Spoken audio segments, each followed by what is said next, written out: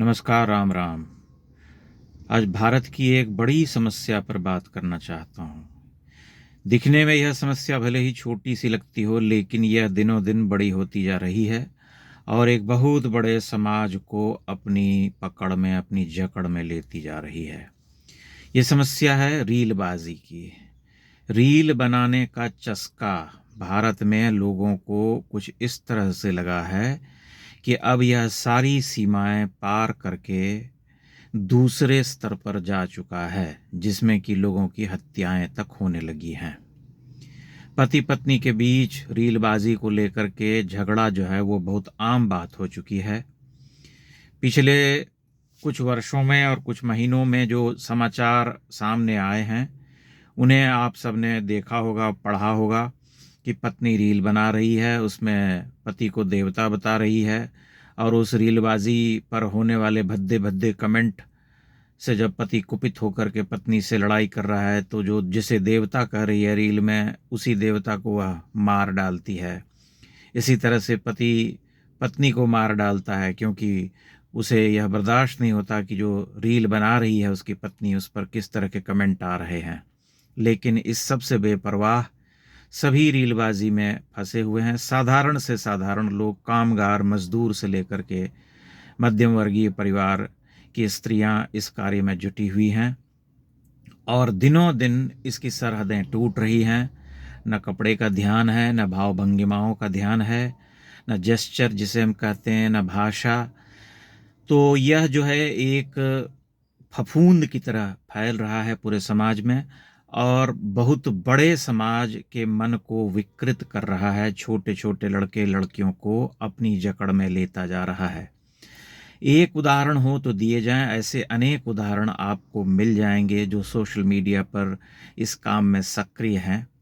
और दो चार तो ऐसे ऐसे लोग भी हैं जो इतने भद्दे कपड़े, इतने गंदे कपड़े पहन करके आती हैं, दो चार स्त्रियां, जिनको जो ज्योतिष पर ज्ञान देती हैं, ज्योतिष जैसे विषय पर जिस पर कि गंभीर अध्ययन की आवश्यकता होती है, और ज्योतिष जो है एक शास्त्र के रूप में भारत में समादृत रहा है, उस पर ये छोट भैये आधे अधूरे कपड़े पहन करके आने वाली स्त्रियां कुछ भी उल्टा सीधा बोलती हैं और सिर्फ उसका मज़ा लेने के लिए, उसके उघड़े हुए शरीर को देखने के लिए, जैसे गुड़ पर मक्खी भिनभिनाती है वैसे ही लोग आते हैं और उस पर अंड बंड कमेंट करते हैं। लेकिन उसे उस सबसे कोई फ़र्क नहीं पड़ता है, क्योंकि उसके व्यूज़ बढ़ रहे हैं और व्यूज़ बढ़ रहे हैं तो उसे उससे धन की प्राप्ति होगी, प्रसिद्धि होगी, नेगेटिव अर्थ में। लेकिन इस सब से क्या प्राप्त हो रहा है, इस सब से क्या हासिल कर रहा है यह समाज? आप ज़रा सोचिए। ज्योतिष में ऐसे ऐसे लोग रील बना रहे हैं जिनको ज्योतिष का ज नहीं पता है। ये आज पापड़ खा लीजिए, आज बिस्कुट खा लीजिए, आज अपनी वाइफ के साथ क्वालिटी टाइम बिताइए। उसके बाद ये भी लिख देता है, ये भी बोल देता है कि अपनी गर्लफ्रेंड को घुमाने ले जाइए, मतलब कुकुर कुकुर बिलावटा को खाना खिलाइए, पापड़ खिलाइए, बिस्कुट खिलाइए, ये खिलाइए, वो खिलाइए, ये करिए, वो करिए।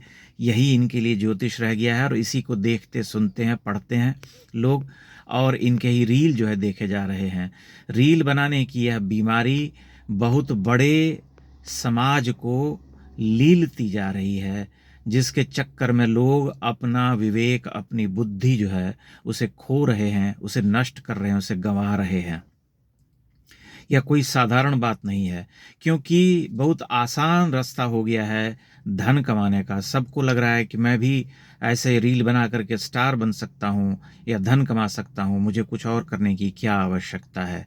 यह रीलबाजी के चक्कर में मैं देखता हूँ कि मेरे घर के आसपास अलग अलग पॉकेट्स में छोटे छोटे बच्चे और बच्चियाँ दिन भर जब उन्हें छुट्टी होती है, कभी किसी कोने में किसी सड़क पर भांति भांति के जो हैं भंगिमाएं करते हुए, अलग अलग, कभी रोते हुए, कभी गाते हुए, कभी एक दूसरे को पकड़ते हुए नाटक खेल करते हैं, रील बनाते हैं और डालते रहते हैं।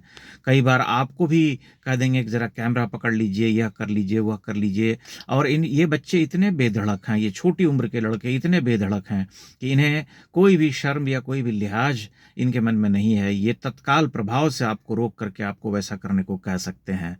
इस तरह से इनमें एक नया विश्वास जागा है। यह विश्वास एक नकारात्मक विश्वास है जिससे इन्हें जीवन में कुछ प्राप्त नहीं होने वाला है, बल्कि यह एक बहुत बड़े देश के हिस्से को रुग्ण बना रहा है, बीमार बना रहा है, उसे उस ओर धकेल रहा है जिससे उसे कुछ प्राप्त नहीं होने वाला है, कुछ क्वालिटी, कुछ स्तरीय नहीं प्राप्त करने वाला है, क्योंकि वह पढ़ाई लिखाई या अन्य जो उसकी उम्र में किए जाने वाले कार्य हैं उससे विमुख हो चुका है। उसे एक सस्ता, एक आसान सा रास्ता दिख गया है हीरो बनने का, जहां पता चला कि जो लड़का रील बना रहा है या जो लड़की छोटी उम्र के लिए रील बना रही है, उसे रील बनाते हुए कुछ ही दिन हुए हैं और हज़ारों की संख्या में उसे व्यूज़ मिलने लगे हैं। तमाम तरह की टिप्पणियां उल्टी सीधी, अच्छी बुरी आ रही हैं और वह प्रफुल्लित है। उसे लग रहा है कि वह स्टार हो गया है या स्टार हो गई है। इसी चक्कर में पूरा जो है एक बड़ा समाज देश का गर्त में जा रहा है। इसे हम छोटी बात कह करके या छोटी सी समस्या कह करके टाल नहीं सकते, इग्नोर नहीं कर सकते, क्योंकि इसके दुष्परिणाम जो हैं वो दूसरे रूप में सामने आ रहे हैं, जिनकी चर्चा मैंने आपसे पहले की कि लोग एक दूसरे की हत्या तक कर डाल रहे हैं क्योंकि वे पागल हो गए हैं। उनकी बुद्धि, उनका विवेक जो है पूरी तरह से नष्ट हो चुका है। उन्हें केवल यही दिख रहा है कि मुझे रील बनाना है। रील बनाने की स्वतंत्रता में कोई बाधा नहीं होनी चाहिए। बाधा पहुंचाने वाला अगर पति हो या पत्नी हो तो दोनों ही मृत्यु के अधिकारी हैं। इस तरह की भावना जो है समाज में व्याप्त होती जा रही है, जिसे हम कहते हैं कि स्वतंत्रता, मेरा जीवन है, मैं जैसे चाहूं वैसे जीऊं। इस भावना ने इस देश का और इस समाज का इतना अहित किया है जिसकी कल्पना कर पाना या जिसका आकलन कर पाना एक अत्यंत ही कठिन कार्य हो गया है। इसे कैसे नियंत्रित किया जा सकता है, इसके बारे में गंभीर रूप से विचार करने की आवश्यकता है।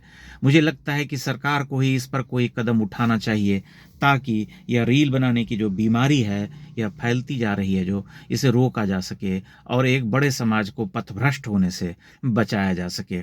अन्यथा यह दिनों दिन यह समस्या जो है बड़ी और विकराल होती जाएगी और एक समय के बाद बहुत साधारण बात हो जाएगी। लोगों की जान लेना या मार डालना, अपमानित करना या अपनी भड़ास निकालना, खुदकुशी करना, आत्महत्या करना, इस तरह की बातें जो हैं बहुत आम हो जाएंगी।